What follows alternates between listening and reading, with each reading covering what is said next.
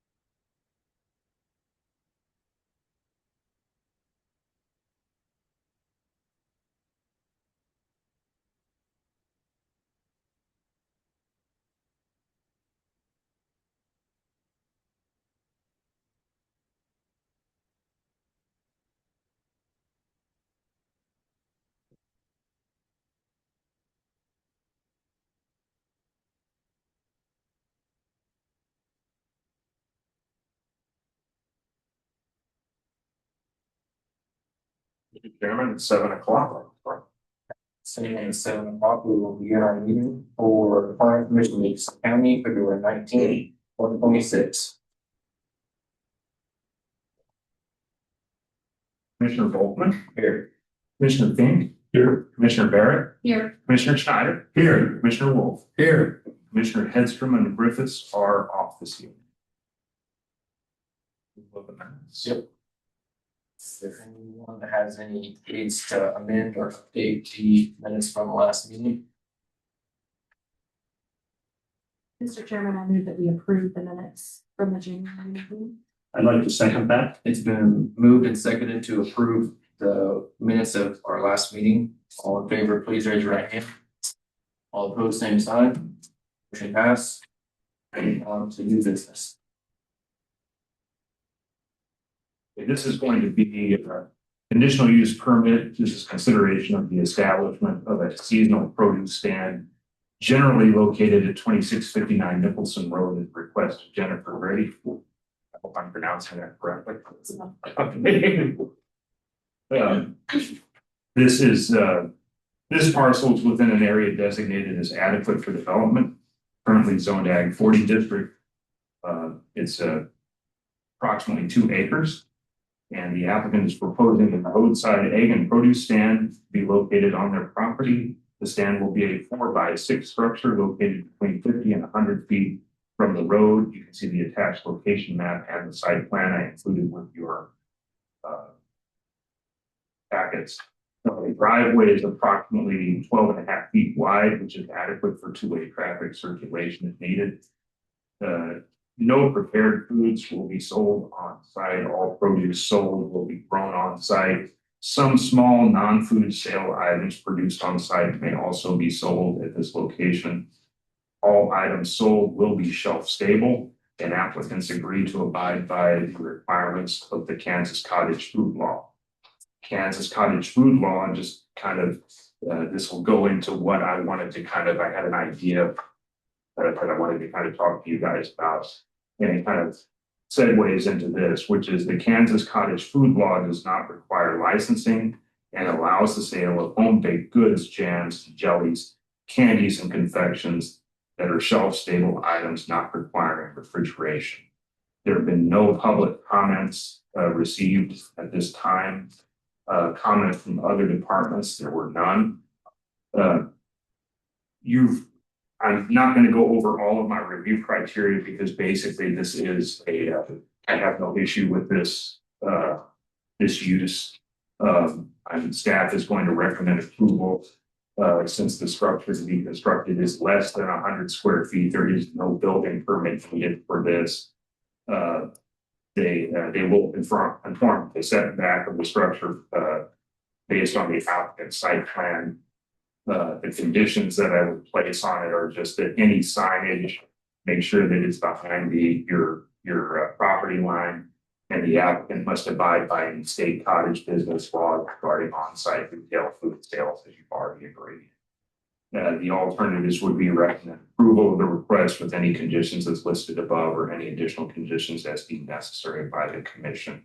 What I wanted to kind of segue into before we receive public comment is first, this case has come on the heels of or close to the other case that we had that was a little bit controversial, which was a similar type use. And so in the effort of trying to prevent looking like we're enforcing things arbitrarily, staff decided to go ahead and have the applicant apply for this. In reality, and this is something that we'll talk about later on, this is actually could be classified as an permitted accessory use, and I'll go over that in detail when we get through during any additional comments. So with that, I'm turning over to the chair. Yeah. You guys want have anything to say? Brad, do this. Not really. If there's any questions about it? Yeah. Just a small stand, Yeah. that, and my wife produces, or can make like soaps and other things like that. We have chickens for eggs.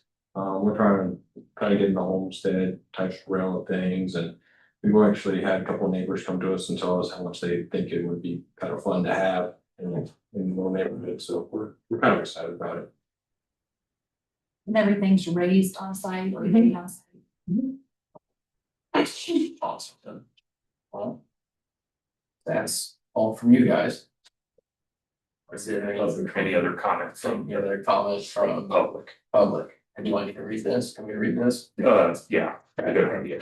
Before we open up the public hearing, the public is invited to speak to the board during the public hearing portion of any item under discussion. Please raise your hand after being recognized, give your name and address, proceed with your questions and comments. Excuse me. Shortly after the applicant presents the case, the planning commission may ask questions of the applicant. The board will discuss those answers. After the board rests, the chair will invite comments from interested persons for, against, or neutral. The board will conduct discussion and take action if possible. Citizens are asked to limit your remarks. Please do not repeat comments already made by previous speakers. Due to time frame, please limit your remarks to clear and concise statements. The chairman may have to put a limit on the number of speakers. The board will attempt to be fair, flexible, and to ensure all those that are interested are heard. All zoning changes, conditional uses, and subdivision proposals will go from this board to the county commissioners with recommendation of approval or denial. All issues heard this evening will go to the county commission after the 14-day appeal period if applicable. Should you be interested in attending that meeting, please contact the zoning administrator or county clerk for the second scheduled hearing date and time. If you wish to file a protest petition, please contact the zoning administrator for the forms needed. The zoning administrator will explain the petition process. Thank you for coming. Your input is always appreciated. With that, it is open to the public for anyone that has questions or anything in that sort of, well, for this specific application. Office. They don't know me yet, but I live in the neighborhood.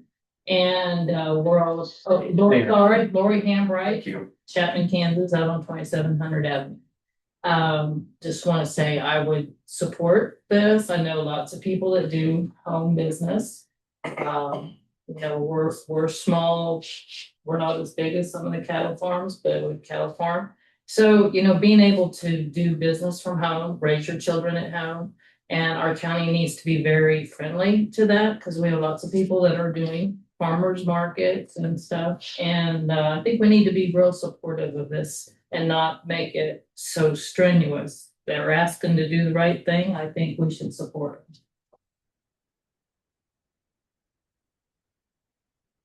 Thank you.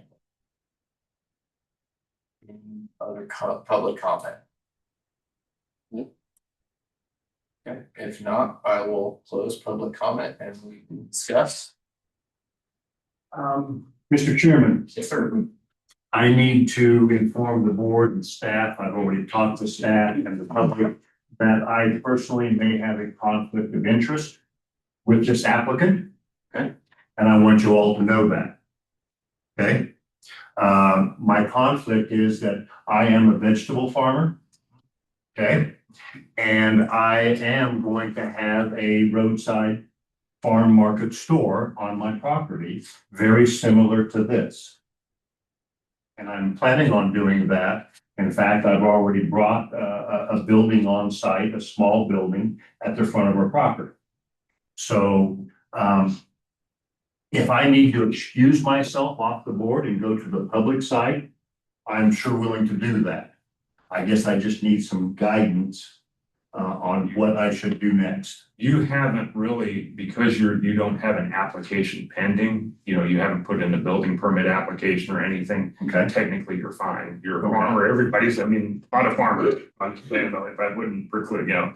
So I'm just saying so what you're wanting to do right now is that would not necessarily taint your view. Okay. Of what we're gonna do. Okay. I just wanted the board, the public, staff to be clear. Sure. That I am intending to do I have been a vegetable farmer for 10 years. I've retired and now going to go ahead and take it a step further and have a farm stand on our property. Sure. If allowed by county, by permit, by DEP. I don't, and this brings me to kind of, if you don't mind, I was gonna kind of go into what we were talking about. So am I okay to be here? Yeah, On this side of the board right now? I think you're fine. Okay. Bill, you're kind of quiet. You okay with this? Yeah. No, what I was gonna say is that Commissioner Schneider and I had a kind of a discussion yesterday about these are becoming more popular, for one thing. And so this, again, coming on the heels of the other one that was more controversial because the applicant, the other applicant did not really have nailed down what they were going to sell very much. And so they were very unclear. You know, is it going to be Cheetos or is it going to be something that's grown on site? You know, it's that kind of thing. So what I was thinking of doing is we already have in Article 21, under the accessory uses allowed in the ag districts, that's ag 80 and ag 40. It basically states wholesale or retail sales of agricultural products grown or raised on premises or by the farm operator. The only thing is, though, is that doesn't mention anything about, roadside kind of stands. So my question to you all, and this is kind of came up when Martin and I yesterday, was, do we want to put in there some sort of a square footage for the building that might, any in the future, any building that would go in that would be selling from these, to say, okay, a minimum no more than like 200 square foot, something like that. And anything more than 200 square foot would trigger a CUP. Or, if they were selling something that was not based on the cottage food law, something that was like, prepackaged, but it was packaged from a brand, store-bought brand.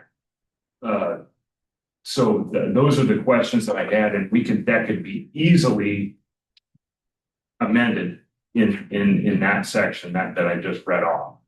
And so if you would like, I'm just your thoughts, just a thought, I could probably put that in there if you want to hammer down what what square footage would be. And I could put that in here and just present a resolution amendment to you guys and send it on to the county commission. So Tim, when I read through 21-109, you pointed out item E, and then I went to item G, which is home occupation. Yeah. So based on the application that's been submitted, which is very thorough. Yeah. We don't have any address issues. We don't have any other potential issues that prior. No employees, no outside Correct. employees. Correct. Yeah. So my perspective in reviewing all this compared to our regulations is, in my mind, it's already an approved allowed use because it's a home occupation and the produce. There are specific things in the home occupation, I agree with you, but the home occupation clearly states in the ag districts what those home occupations are, what they aren't. And so if we do that, I agree with you. I think that we would have to put something like that as a listed home occupation, would be food stands. Which is the list of home occupations? That would be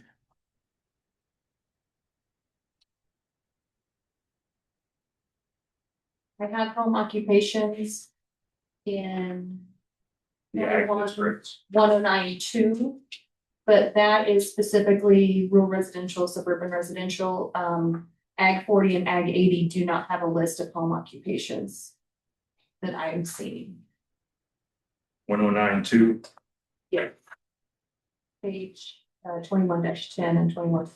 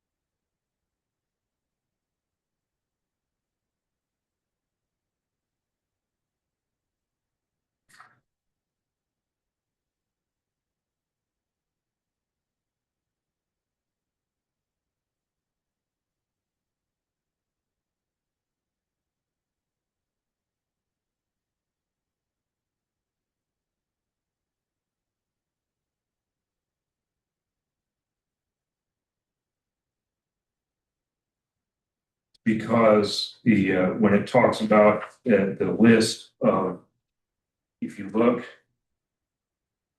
on 11, where it talks about our accountant, architect, artist, attorney, author or writer, chiropractor, clergyman, cosmetologist, counselor, dentist, engineer, home crafts, insurance agent, osteopath, photographer, physician, planner. real estate agent, seamstress, secretary, typist. Correct, and that And is, that would apply, those lists apply to where it says home occupations under the Ag 40 and Ag 80, that's the reference that that's what they're referring to, that list. So then we would need to add vegetable farmer. Yeah, but it also, Yeah. it also says that the occupations are not limited to that list. It does not exclude them, but that list follows in, it's 2D, which 2 specifically covers rural residential, suburban residential, single Right. family. So, item number 1 is Ag 80 and Ag 40. And right, it does not reference that the list of home occupations are contained later on. but it says home occupations, which means there's no definition of the Ag 40 or Ag 80, so that it automatically defaults to that list. So my question to you is, you need to decide whether or not you want me to put that change in that section or in the section on accessory uses. Specifically calling out on the accessory use, or a home occupation. You're gonna have to decide whether it's gonna be a home occupation or an accessory use. That's all. That's all you have to do. Okay, if I may interject. I parallel this to my neighbor that sells eggs out of her barn. And people come out there, they pick up a dozen eggs and they put cash in a can. I've got some neighbor kids down the road that actually set up a lemonade stand once in a while. That's, You know, you and I were, I know I'm going to extreme here, but I've got a point. You let me go. yeah, Let me go. I take it one step further I've got another neighbor that cuts firewood. That's a product off of their land. And they have people that come out and pick up firewood. And so I'm all with economic development. I'm all with doing the right thing, but I have a real concern about taking this CUP in front of our county commissioners every time somebody wants to sell lemonade, every time somebody wants to sell eggs, every time I want to sell a watermelon.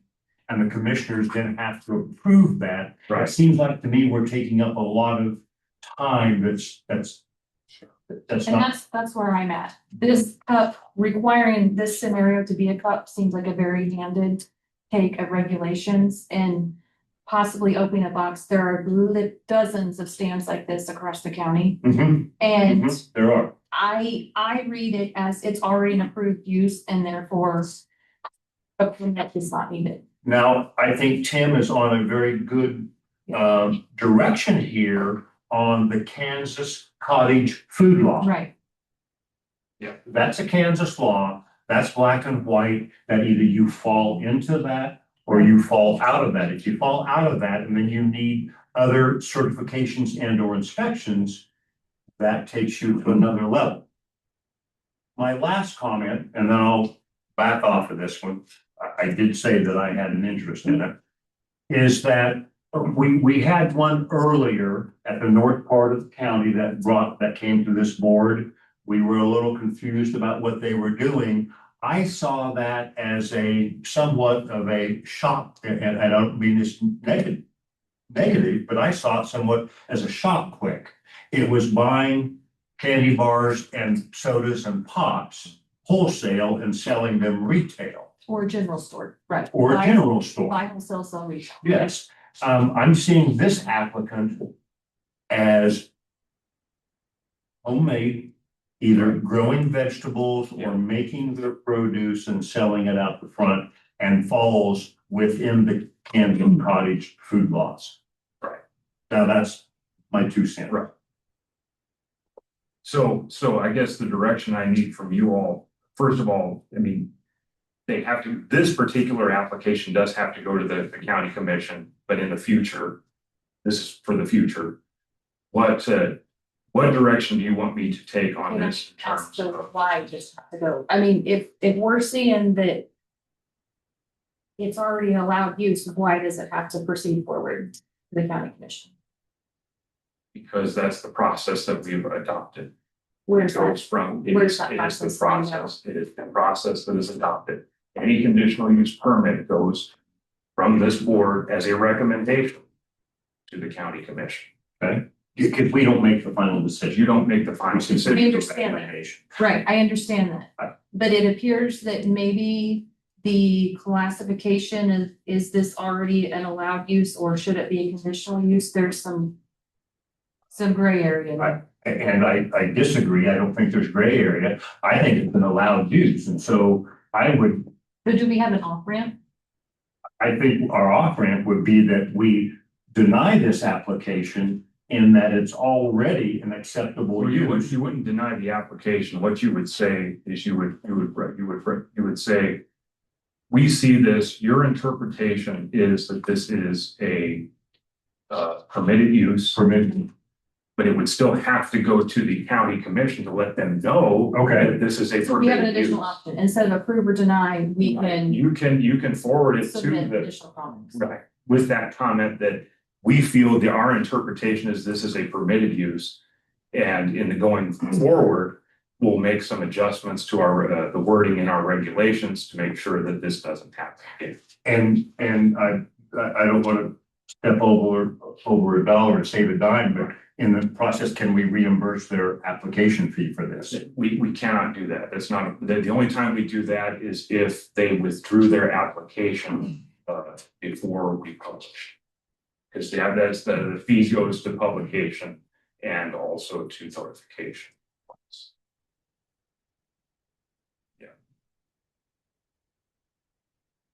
Where is that outlined in the regulations? That was the argument. It's not in the regulations, that is Where's- policy, that is financial policy. If Is you want that- to, I can have our Printed? finance director talk, I can find it for you.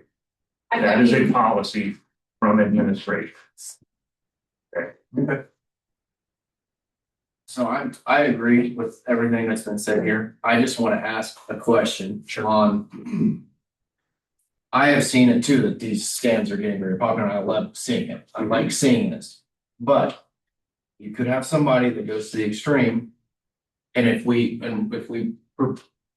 push this as an allowed access, I completely want to do that. But my thing is what if somebody builds 15 by 15 or a 20 by 20 building for this specific use? Then it would take. Well, I realize that, Building permit. Yeah, but we don't have, we just said if we needed to do this for a 200 square foot, I realize that, but what if it was just for, and you get by it with the cottage, the Kansas cottage law? Well, I think the Kansas cottage law I realize that doesn't is do the what you're doing, Okay, yes, okay? all right, Tim made a mention of a 200 square foot building, and we can go down that path, but okay, if it's 200 or if it's 300, if they're still selling I mean, yeah, if I get to be a big dog and sell a lot of watermelon, I may need 300 square You feet might. instead of You 200. yeah, And then does that kick me? I'm still doing the same thing, just a bigger building. right, I think the building kicks into, I'm sorry, the size of the building. yeah, is gonna be on me. Would be on the building permit, which then throws a flag to him. The building Okay. permit minimum for size is, Well, it's the minimum for a permit, and this is where it comes, it's in our zoning. Yeah. And we can do this differently with this use or with any other use. But the minimum to get a building permit is 100 square feet. If they're less than 100 square feet. so that's to when me, they're- that kind of fits in because if you get to your 5 million watermelons you're selling again, you get to more than 100 square feet. So it kind of lines out with the amount needed for a building permit. If you don't need a building permit, if it's truly following Kansas cottage, meaning you're not selling Cheetos, you're selling homemade crackers, whatever it is. I think clarification would be great, and probably needed in the regulation, but 100 square feet Kansas cottage, or it's produced an ag product forestry bag product produced on the land. On site. On site, On yes. site, Yeah. on site. But I can tell you that the majority of the stands that you're talking about are less than 200 square Oh, feet. yeah. I mean, they're 200 or less. They might be Oh, yeah. 5 square feet. Yeah. Yes. Yeah. Yeah. So, but I will take this is actually what I'll do is I'll go to the county commissioners on the 5th and take your all's interpretation to them and just let them know. Well, can we make them? Make a Should motion. we make a motion? Yes. Yes. I have Yes. to the applicants, and I'm going off of the property description. Hmm. It says located at 2659 Nicholson Road in Chapman. You're not actually in the city limits. You are? No. We're not just outside. So it's not in Chapman. No, I it's drove up by your place and I'm going, I Chapman. used to stop there. I think. Well, Okay. it said in Chapman, I think, because that's the mailing address is for is, you know, it's part of Chapman in terms of their mailing address. Yeah, our post office is Chapman, but we're about 300 yards maybe. Yeah. outside of city limits. Yeah, I was, Probably less. so it's like, so. Okay, That's all. Anything else? Then I'd like to make a motion, and Kim helped me word this. I'd like to make a motion that, the board, well, I'd like to make a motion that I feel that this is an accepted practice already within the zone, the zoning. and accepted, and you just say it's an accepted use. Accepted use. Permitted use. Permitted use as long as it follows the Kansas cottage food laws. Okay? And I'd like to recommend to the county commission that we reimburse their application fee. Second. Yeah, it's been moved and seconded. Yeah, this is an accepted permit use within our regs, in our zoning regulations. And That it follows the that it Kansas. follows the Kansas Kansas cottage food food laws. laws. And Ask the county commission board to reimburse their $200 CUP fee. there you go. So you're going to, I just want to make sure that when you're talking about Kansas cottage food law, you're talking about, you want an amendment in our regulations also to include that, mention that as well. You're directing me to do that. Yeah. Yes. I would say maybe we can clarify a little bit. Our reasoning for this is the structure is less than 100 square feet. The proposed items to be sold are produced on site or fall under the Kansas or what's the word? Kansas. Eat cottage food law, Cottage but food law. they're following, yeah, they're totally following. So I'll say that it's basically you're saying it's permitted use. Currently under I would say as a home occupation or a. permitted Yeah, we can accessory reference 21-1091 E and G. They're following both of those. Okay. Okay.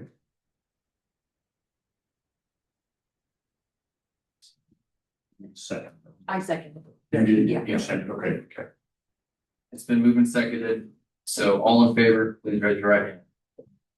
All opposed, same sign. Motion passed. Thank you, guys. This will be on the 5th. Thank you. And so just, I'll let you know, it'll probably be about 11 o'clock or just 10 o'clock, whenever it is, I'll let you know. Okay, I appreciate it. Okay. Thank you. Okay, that's.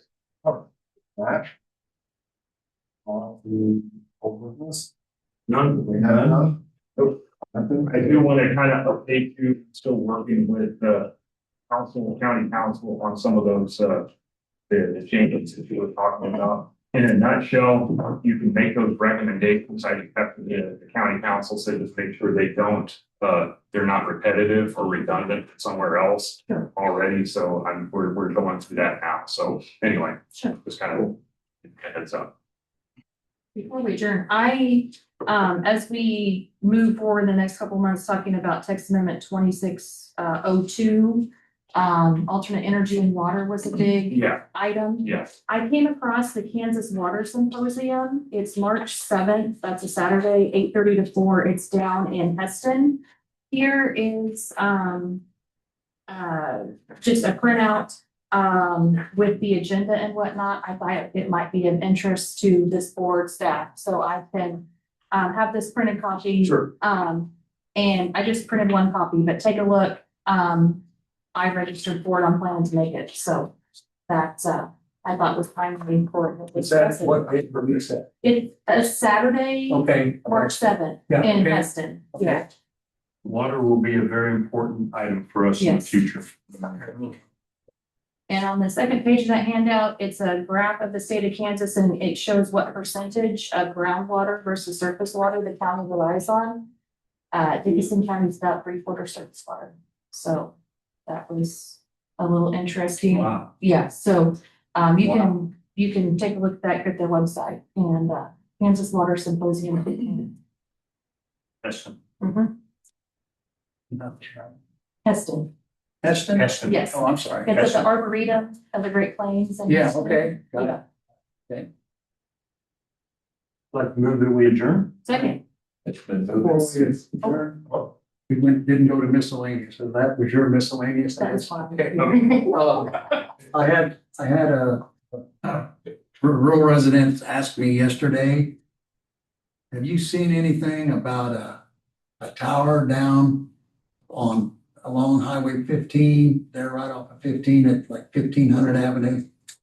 Tower, Yeah, that's all they said. the cell tower, Yeah, I think so. the new cell tower, We don't have an application yet. right. And I told him, I said, I have heard nothing. Well, But I'll ask. we have approved towers that have, I think the last one was like a couple of years ago. And they just now finished it, so it's probably that one. Okay. I'm just saying, I'll Is that the- double check it, see, but Are you talking about the one that ground? No, this is a mile north of Rural Center School, east side of 15. That's what. yeah, and it's, and it's like, I'll have to check and see, but. I just now got a thing last week, that guy that was dealing with, I think the last one we did. And he just now finished it, and they just sent me a thing saying that they've completed it. Okay. The reason he was asking is because he lives just on the west side of 15 right there. Yeah, And he said, shouldn't I have got a notification? And I said, well, I don't know because, I'd have to check and see. Yeah. Because they usually what they do and, you know. Usually what they do is, they'll have to let us know, the company. And I usually find out way ahead of time because they'll send me something from state or federal review that's going on for that location. And then that's like several months before they even apply. I told him I would ask, and that's what I'm doing. Okay. That's all I have, sorry. Okay. So it's been moved and seconded to adjourn the meeting. All in favor, raise your right hand. All opposed, same sign. Pass. Thank you all for coming. Thank you. Mike, yeah. Thank you very much. Yeah, hopefully, appreciate that.